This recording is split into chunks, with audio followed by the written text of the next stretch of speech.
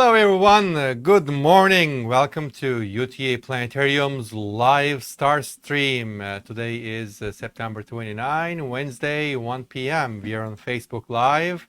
My name is Levent Gürdemir, Planetarium Director at UTA, and in the studio with me, Jim Bader, Program Coordinator. Hello, Jim. Hey, how's it going, Levent? Very good.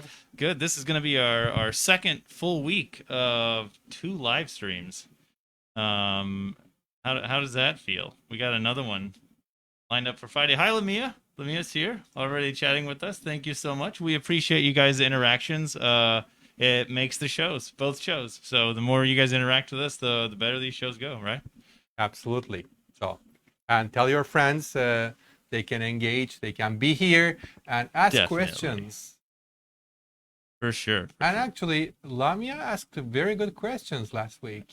She did. She We, did. we should definitely address those. We cannot just. We are 100% going to get to those. I kind of want to dodge around through. We have so much content, good content. I think like quality content that we're going to kind of move through several things.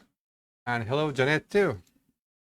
Awesome. Well, Levent, we had one question that I saw come up on Ask an Astronomer, Uh-huh. and I thought this was an important question. So, by important, I mean something that we could answer pretty easily, because we have fancy software, and that's kind of what makes us better than Google, at least to some extent.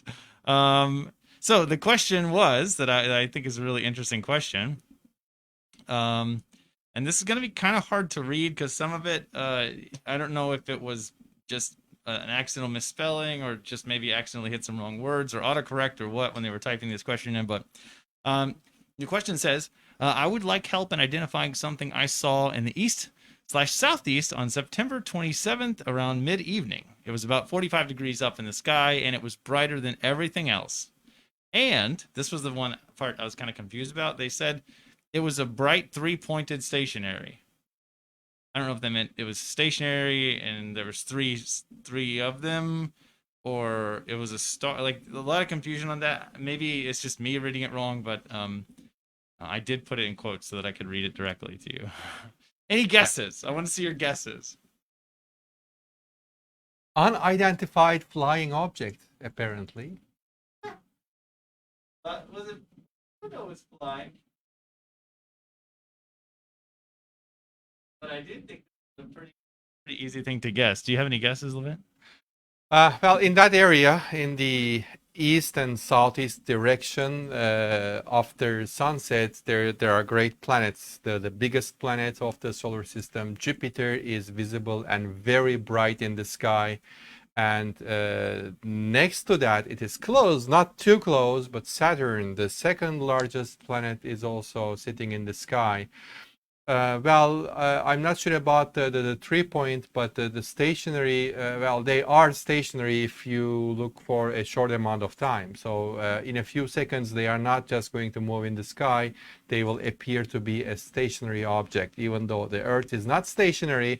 Earth is rotating around its axis. That makes the entire sky rotating through the evening. But to feel the rotation, you need to watch the sky at least a few hours. Even that period will make only small move because the rotation is going to be completing once every 24 hours. So it's going to be as slow as a clock, the sky rotation. And the tree object, well, sometimes bright objects can appear in like a multiple light, because if this is caused by the Earth's air atmosphere, well, atmosphere is a layer of gas, and the light, the starlight, is going through this layer of gas before reaching our eyes. So let's think about for a moment. If the atmosphere, this layer of gas, is not treating the starlight the same for a period of time and refracting the light in different directions, well, that direction is not going to be moving much, but let's say the density of gas is constantly changing from second to a second, or maybe a few times in a second. That will make the starlight bouncing off. It will make slight movements, maybe zigzags in the sky. So this is we see this effect with the brightest planet Venus a lot, especially when the Venus is in the closer to the horizon, because the layer of gas, the density of the atmosphere is larger when the objects, astronomical objects, are closer to the horizon. And this is the case with the Jupiter and Saturn. In the early evening hours, they are close to the horizon, and if like there's a cloud layer passing through in front of these objects, then the density of gas is changing constantly, and you may see the light bouncing, and it may make the object appear like 3 point or 4 point, or sometimes like shimmering, like the police lights, which guess is for Venus. Okay. I would guess it's Jupiter or Saturn. I think so too. So what I thought I'd do, because this is really easy for us to do, is I just bring up the sky on September 27th from DFW, looking to southeast. So just for the sake of it, Levent. Oh, we gotta hide that. We're gonna previous show stuff in the way here. And then I'm gonna slide out of the way, and if you wanna slide over, we can laugh at what's up. All right, here is Jupiter. Are you right? Well, this is the horizon, and you can just find out right after sunset if you are looking approximately in the east direction. Though everything in the sky rises from east. That is dictated by the Earth's rotation. Earth rotates and makes the entire sky objects rising from east direction, and in the east direction you will find two bright objects. The brighter one is going to be Jupiter, the largest planet of the solar system, and here is the second largest planet, Saturn. So very easy to find, very easy to identify those planets, and especially if you have a special, like even a small telescope, you can just find all the surface and the rings of Saturn pretty well. I just think it's really nice to be able to just cheating is not the right word, but and we could just, sorry to cover you up, we could just pop in there and see what it probably was. And I think that your guess was my guess, and likely I'm going to go out on a limb and say that they saw Jupiter and Saturn. Yeah, I mean, given that the direction and the early evening or mid evening, yeah, it is highly likely that it is Jupiter. And actually, if you can just come back to the night sky, yeah, definitely. I just noticed something that, like, if you can put Jupiter in the actual size. So here is a star, tiny star. There's 3 stars. And this is maybe the. Can you point to all 3 of those stars? I cannot see from this screen. My screen, I think here. And here is certainly this is this considered bright star. You just solved it. Now it's not confusing at all. They were explaining it as best they possibly could. They are talking about 3. So mystery solved. I do love when the mystery gets solved that easily. That's really funny. Certainly, I typed in my notes, like, could this be a misspelling or an accident or autocorrect? Oh no, Brexton was late. How dare he? Unacceptable. Hello, Johnny. Good to see you in the chat. As for always, just a reminder for the new folks who showed up, if you have questions, we'd love to talk to you. So drop your questions in there. We have plenty more Ask the Astronomer questions. Thank you mostly to Lamia. You crushed them. We have some questions we definitely need to get to, but I want to go over just some quick interesting bits. So we're going to grab one news story and then we'll come back to some more questions. All right. Are you ready for the first news story? Yes. Okay. I thought this news would be a fun one to do first. This should be a surprise to Levent. I'm trying to hide this from him as best I can. The hiding is over. He knows. That's exciting, isn't it? It is. So what are we? So we know that a few weeks ago, actually months ago at this point, we had a bunch of two different companies launch space tourists into space, right? They went to space, cool. They came back down. It wasn't, it was kind of like a gray area of space, not technically space. No research, just for fun, but that spurred a lot of other people to say, I want to go to space. So, Blue Origin is going to launch their second crewed mission. They've already announced two of the people that are going to go on this mission. And of those people, um, one was rumored, and I thought this is my favorite rumor that I've heard. So TMZ reports the Star Trek icon James T. Kirk might be going on Blue Origin's second crewed launch. How does it make you feel? We're gonna send a Star Trek icon to space. Why someone would want to go into space? That's what I don't get. Oh gosh, to go where no man has gone before. Sorry, wait, no. For his, I mean, James T. Kirk's was no man has gone before, but it should have been no one has gone before, which was fixed for the next generation. But do you know the conditions in space? I mean, I personally wouldn't want to go into space. Well, it's not like he's. I mean, he's only 90 years old. I mean, you cannot eat your favorite food up there.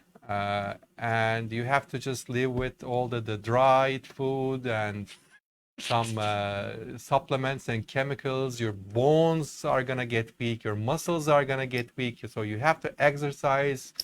I mean, it's not a pleasant place. You have to carry this like gear and the oxygen supply with you and life support systems with you.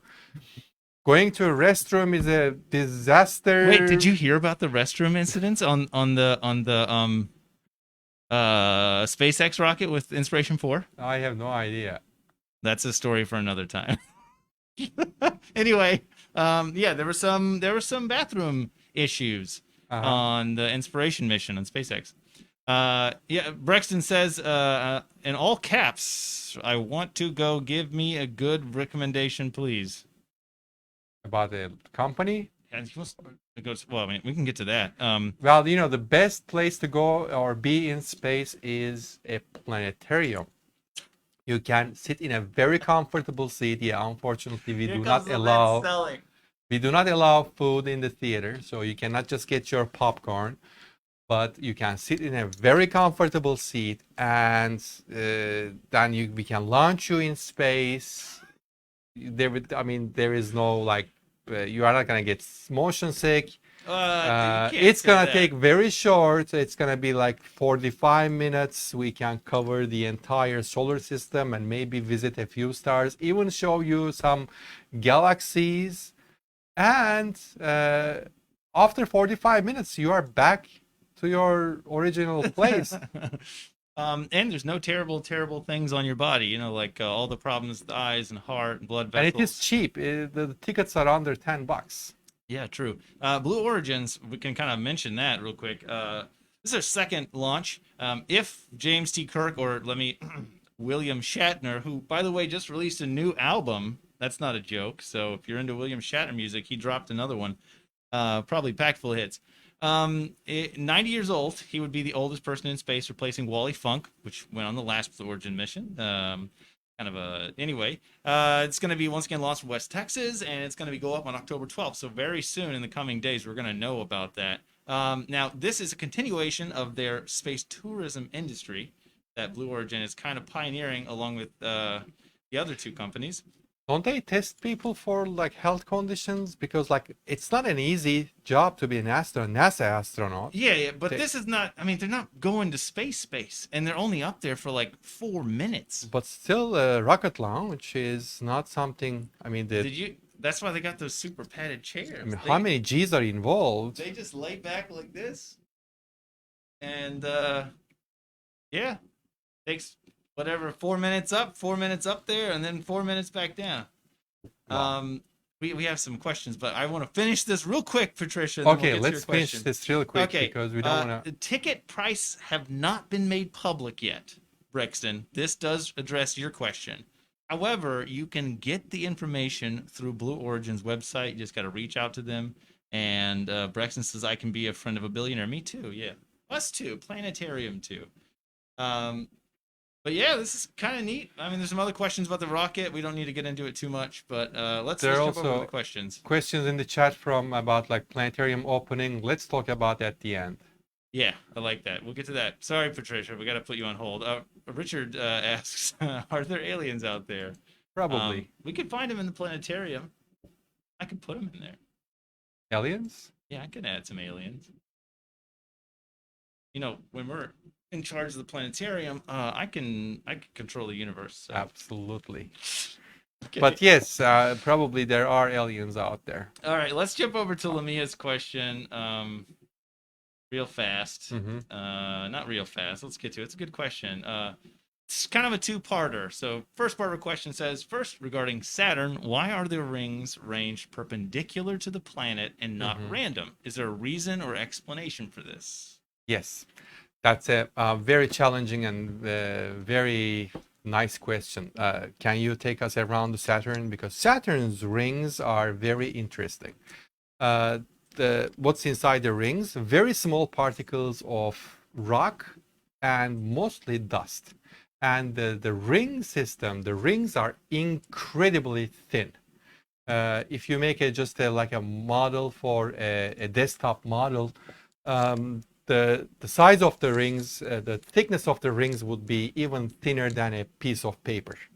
Uh, Even though it is the second largest planet of the solar system, the thickness of the ring, if you look from the side, is not exceeding a mile, and sometimes it is just 400 or 500 feet at some places. I mean, this is incredibly small thickness for the size of the rings. But the great question is, why the ring is flat, why the ring is oriented along the equator. The Saturn has a 27 degrees tilt, the axial tilt. If you remember, this is not quite as much on Earth, but the orientation of the rings is the same as Saturn.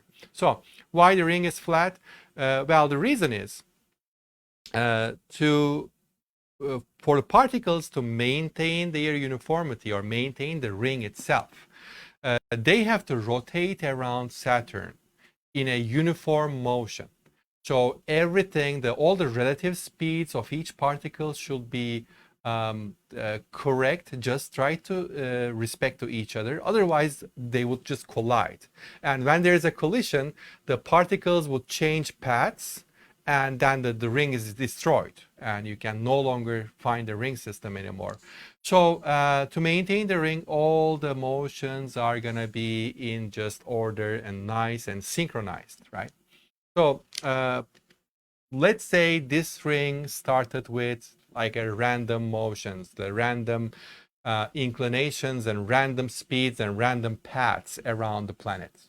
Probably this is most likely what happened.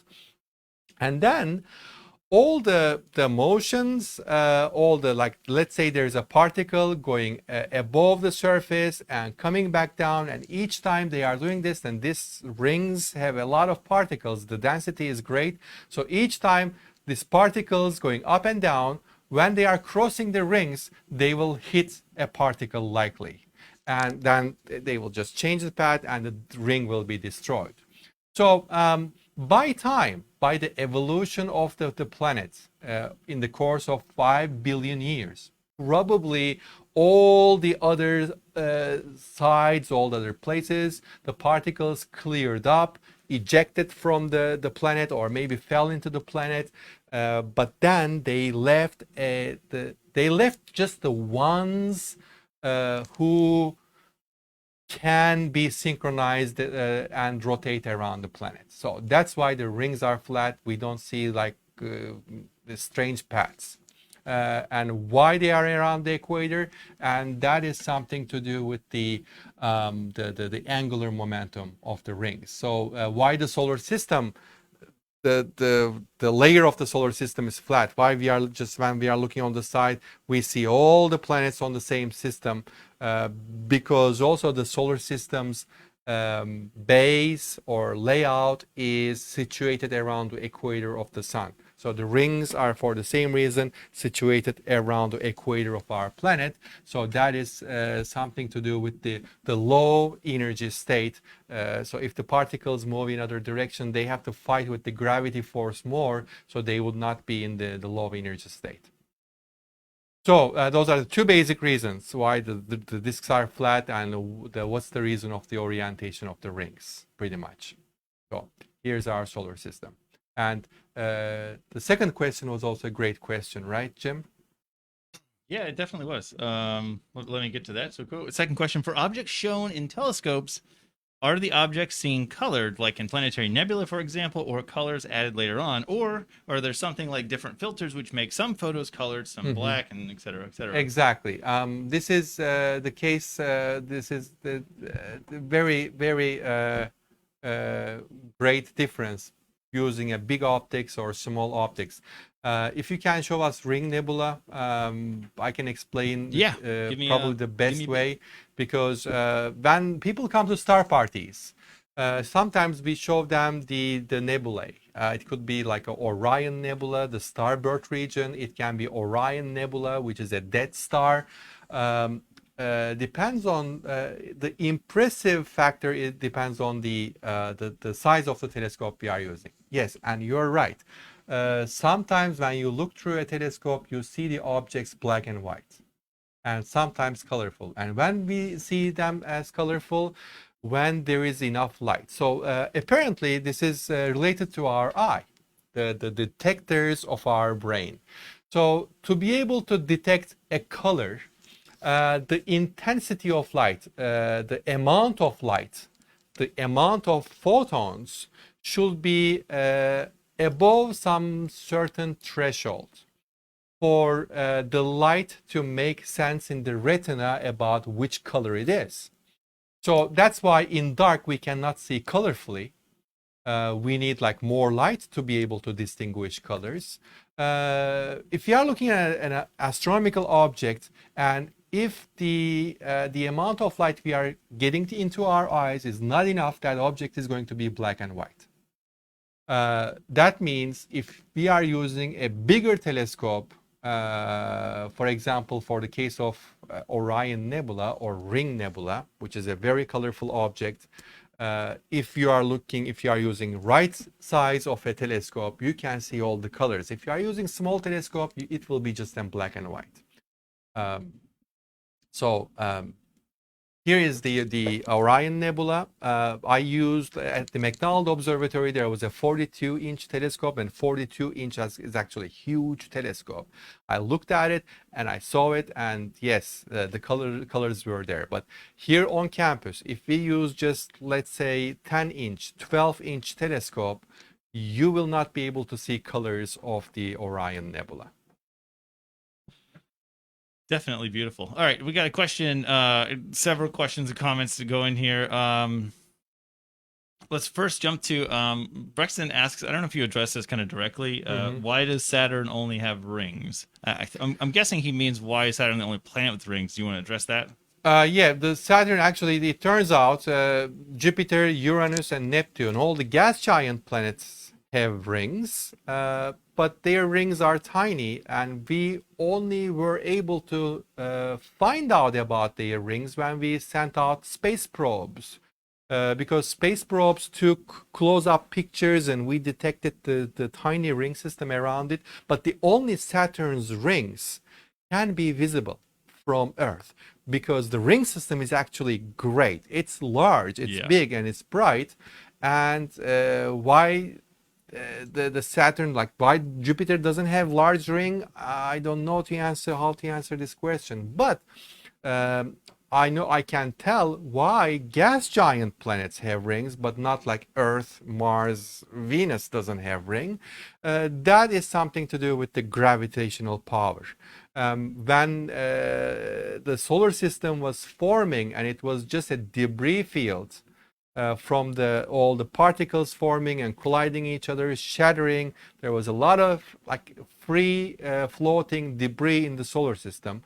Giant planets tend to attract them more so they can accumulate around the giant planets, and Earth and small planets don't have the power, gravitational power, to attract that many people, which is actually a good thing, because otherwise we would just get rain of meteor strikes more than Yeah. we normally have on Earth. All right. Next question. Patricia asks, how was the moon made? Well, there are theories, but it is likely that it is just formed with Earth. How like Earth formed from the solar nebula, the solar gas and dust, and then just around the moon was formed, and it just rather than it's orbiting the sun and being the fifth planet, it orbited because it was close. It just got captured by Earth and orbited around Earth. So this is the likely scenario. Other options are also available, which can be supported by some evidence and also disproved by some evidence that it was formed somewhere else and it was just getting close to Earth. It was captured by the Earth's gravity and started orbiting around Earth. Possibility, but there are some weak points to that in that theory too. And one other theory is, which we couldn't find a lot of good support. There was no moon, and some object struck on Earth, and just Earth released a chunk, and that became moon around the Earth. So that's also a possibility too. All right. But again, it is not supported well. Richard continues on and says, are there different bands, different material sizes, or just size differences in the rings of Saturn? And then also large, low, large, or tiny would be the planetoid if you collected the dust and rock. I think he means how large or tiny would the planetoid be if you collected all the debris from Saturn's rings. Well, I'm not sure about the size, but the size of the particles vary, and a lot of particles, most of the particles are actually dust particles, very small dust particles. The reason it is very bright is everything is covered by ice, so that makes the ring very shiny. Because it's reflecting a lot of sunlight, but I don't think you can just pull out a planetoid around from the Saturn's rings. I'm not sure on that. It's a good question. Another question, we move further down. Janet asks again, have there been more than usual shooting stars lately? No, the rate usually is only changing during these meteor showers, because we identified some debris fields along the course of the Earth's path. Well, Earth's orbit, like once a year, it goes into the Perseid meteor shower time, and we know there's a debris field from left behind from a comet, and when Earth passes through, it just collides with a lot of particles or interact with a lot of particles. This is when we see meteor shower, but there is no unexplained rate change for meteor strikes or meteor events. I do want to say that I have seen like a more than usual number of captured videos of things like fireballs, but that doesn't necessarily indicate that, because we are recording all the time. We were not used to carry a pocket camera and record the environment all the time. I seen some cars in the parking lot. They have like the cameras installed. They are recording outside, they are recording inside the vehicle, and I think as soon as the car is running, the cameras are running too. So it is now easier to just capture an event, and also plus there are like the cameras used for security purposes. They became incredibly cheap, and they have lots of internal storage. They can record for days. So if there's any interesting event, people are just sometimes finding from the recordings. Definitely. Okay, so last bit of news before we exit for the day. I thought this was such an interesting story, and it just shows, it's just like maybe an ode to Hubble. So it was a Hubble news story, but in reality, it was a Jupiter news story. So Jupiter's Great Red Spot is changing speed. I think that we have talked about on the show before, but also it's a pretty common known thing now that Jupiter spot has been shrinking over time. But a new study just recently done via Hubble telescope, almost exclusively looking at data over the past 10 years, saw that the outer rings of Jupiter, um, they have been acting a little strange. So I should pop out of the way here. The outer rings have sped up by 8% over the last 10 years, and the inner rings have actually slowed down substantially. Um, what do you think about this? I mean, the analysis basically said we don't know why this happens or is happening, but we just can see that it is. I think I would go with the analysis. We don't know why this is happening, and even we cannot explain uh, why there's a continuous storm region, what we call red spot, great red spot on the surface of Jupiter, because of the storms we see on Earth. They are just appearing and vanishing, but this one is sticking on the surface for quite some time. Yeah, I mean, it's been there since we've been able to, I mean, make it Start, out, yeah, I mean, we to invented resolve it. telescopes, we've seen the great red spot, and it is still here. It's interesting to me that it's been shrinking in size, but it is still huge. So it's still 10,000 miles across, which means you could still easily drop the Earth inside of it.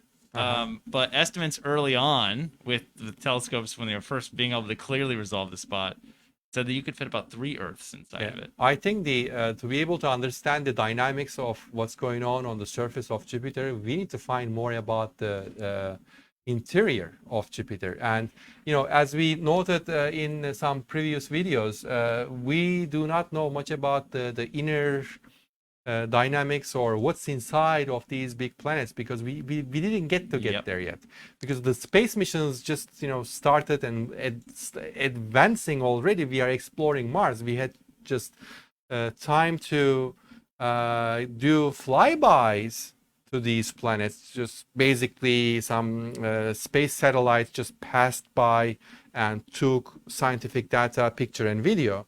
And we are physically exploring Mars, and now we are thinking about Venus. And at one point, it will time to go and dive with robots in these planets and find out what's going on in there.